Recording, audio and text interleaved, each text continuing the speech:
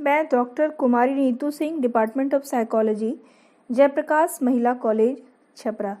आज मैं आप लोगों के साथ स्मृति का टॉपिक जो लघुकालीन स्मृति शॉर्ट टर्म मेमोरी है उसके बारे में चर्चा करूंगी। उसके बारे में बताऊंगी कि ये क्या है। सबसे पहले तो हम ये जान लें कि स्मृति के प्रकार कितने होते हैं। स्मृति के 3 प्रकार होते हैं। पहला संवेदी स्मृति, सेंसरी मेमोरी। दूसरा लघुकालीन स्मृति, शॉर्ट टर्म मेमोरी। और तीसरा दीर्घकालीन स्मृति, लॉन्ग टर्म मेमोरी।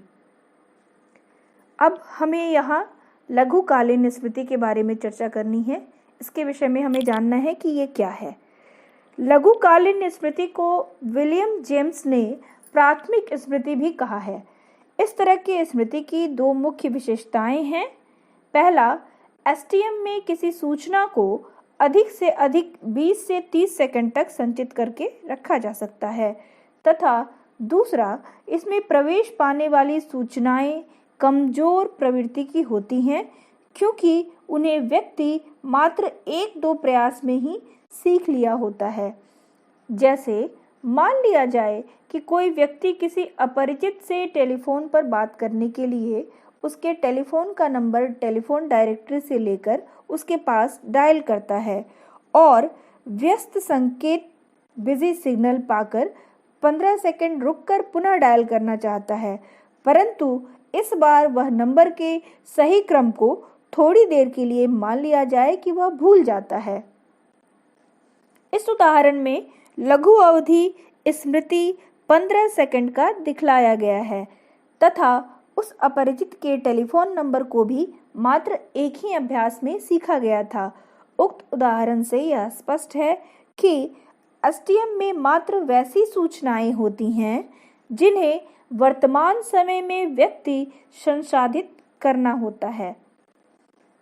एसटीएम को अन्य नामों से भी जाना जाता है, जैसे सक्रिय स्मृति, एक्टिव मेमोरी, तात्कालिक स्मृति, इमीडिएट मेमोरी, लघुकालीन संचयन, शॉर्ट टर्म स्टोर भी जाना जाता है। संवेदी स्मृति में सूचनाएं कुछ समय तक संचित रहती हैं, वहीं लघुकालीन स्मृति में प्रवेश करती हैं। और इसके बारे में एटकिंसन तथा सिफरीन ने यह कहा है कि वही सूचनाएं आगे अंतरिन होती हैं जिसका रिहर्सल होता है। अतः जिस स्मृति का लघु स्मृति में रिहर्सल होता है वह दीर्घकालीन स्मृति में प्रवेश करती हैं, परंतु कभी-कभी कुछ सूचनाएं लघुकालीन स्मृति तथा दीर्घकालीन स्मृति दोनों में मौजूद होती हैं और कभी-कभी कुछ सूचनाएं लघुकालीन स्मृति में तो नहीं परंतु दीर्घकालीन स्मृति में मौजूद होती हैं। कभी-कभी इसका उल्टा भी हो जाता है। लघुकालीन स्मृति की अर्थ एवं विशेषताएं। लघु अवधि लघुकालीन स्मृति को कई अन्य नामों से भी जाना जाता है, ये तो हम पहले भी जान चुके हैं। लघुकालीन स्मृति से तात्पर्य उस सीमित सूचनाओं के संचयन से होता है जिसे थोड़े समय अर्थात न्यूनतम 1 सेकंड तथा अधिकतम 20 से 30 सेकंड तक के लिए सक्रिय अवस्था एक्टिव स्टोर में व्यक्ति रख पाता है। दूसरे शब्दों में इसमें वैसी सूचनाएं संचित होती हैं जिस पर व्यक्ति ध्यान देता है, उसे संसाधित करता है तथा उसे दोहराता है। थोड़ी देर के लिए मान लिया जाए कि किसी व्यक्ति की बातचीत करते समय हम उसके तथ्यों का 15 सेकंड के बाद विस्मरण कर देते हैं क्योंकि हमारा ध्यान दूसरी चीज पर चला जाता है।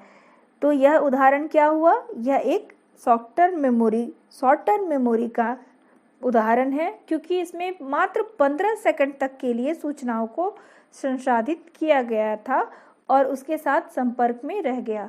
लघुकालीन स्मृति के अस्तित्व को दिखाने के लिए ऐसे तो कई तरह के सबूत उपलब्ध हैं, परंतु सबसे महत्वपूर्ण सबूत क्रमिक स्थान वक्र के अध्ययन में प्राप्त होता है।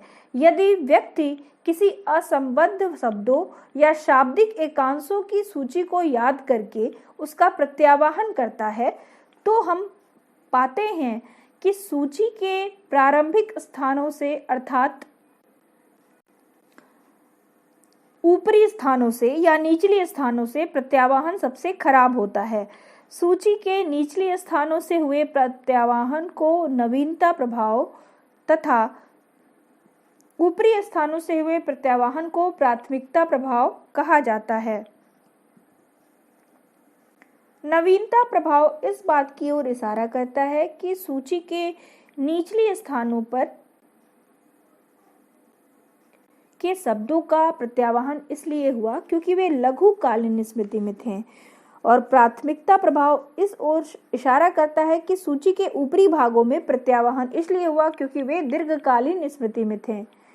इस तरह से क्रमिक स्थान वक्र में इन दोनों प्रकारों अर्थात लघुकालीन स्मृति तथा दीर्घकालीन स्मृति के अस्तित्व का सबूत मिलता है। मनोवैज्ञानिकों द्वारा किए गए अध्ययनों के आलोक में लघुकालीन स्मृति की कुछ स्पष्ट विशेषताओं पर प्रकाश डाला गया है। इन विशेषताओं में से कुछ प्रमुख विशेषताएं जो हैं वो हैं, पहला, लघुकालीन स्मृति कमजोर होती है। यदि इसके तथ्यों पर व्यक्ति किसी कारण से ध्यान नहीं दे पाता है तो उनका रिहर्सल नहीं कर पाता है, तो उनकी स्मृति चिन्ह तुरंत ही समाप्त हो जाती है और वह लघुकालीन स्मृति का अस्तित्व जो है वो खतरे में पड़ जाता है। दूसरा, संवेदी स्मृति। सेंसरी मेमोरी में तो ज्ञानेंद्रियों द्वारा प्राप्त सूचनाएं बिना किसी तरह के हेरफेर किए ही उसी रूप में उसे संचित किया जाता है ना। लेकिन लघुकालीन स्मृति में ऐसा नहीं होता है तथा इसमें उद्दीपकों के बारे में ज्ञानेंद्रियों द्वारा प्राप्त सूचनाओं को कूट संकेतीकरण कोडिंग करके उन्हें संचित किया जाता है। सालेन तथा बैडले 1982 के अनुसार लघुकालीन स्मृति में शाब्दिक एकांशों को उनके आवाज के आधार पर कूट संकेतीकरण करके संचित किया जाता है। इधर हाल ही में कुछ ऐसे सबूत मिले जिनके आधार पर यह कहा जा सकता है कि लघुकालीन स्मृति में शाब्दिक एकांशों को उनके अर्थ के आधार पर भी कूट संकेतीकरण करके उन्हें संचित किया जाता है। तीसरा, मनोवैज्ञानिकों द्वारा किए गए अध्ययनों से यह स्पष्ट हुआ है कि लघुकालीन स्मृति में सामान्यतः 5 से 9 अलग अलग सूचनाओं को ही एक साथ संचित किया जा सकता है, परंतु चंकिंग की प्रक्रिया द्वारा एक समय में 9 से अधिक अलग अलग सूचनाओं को संचित किया जा सकता है। चंकिंग ऐसी प्रक्रिया है जिसमें छोटी छोटी सूचनाओं को बड़ी इकाइयों में समूहन करके उसे याद करते हैं। इन इकाइयों को चंक प्रत्यावाहन कहा जाता है, जिसमें वैसी सूचनाएं होती हैं जो आपस में संबंधित होते हैं तथा जिन्हें अर्थपूर्ण इकाई में एक साथ समूहन किया जा सकता है।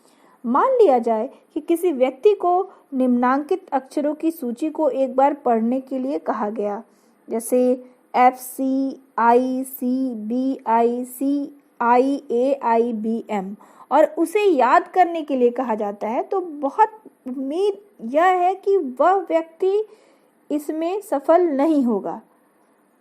परंतु मान लिया जाए कि इन अक्षरों को इस प्रकार सुव्यवस्थित करके उसे एक बार पढ़ने के लिए कहा जाए तो उसका प्रत्यावाहन वो जब करेगा FCI, CBI, CIA, IBM, इस बार बहुत उम्मीद इस बात की है कि व्यक्ति को प्रत्यावाहन में सफलता मिलेगी, क्योंकि वह उन्हें एक अर्थपूर्ण चंक में संयोजित करके रखा गया है। वे सभी किसी न किसी संगठन के संक्षिप्त नाम हैं जो कि जल्द ही याद हो जाएंगे।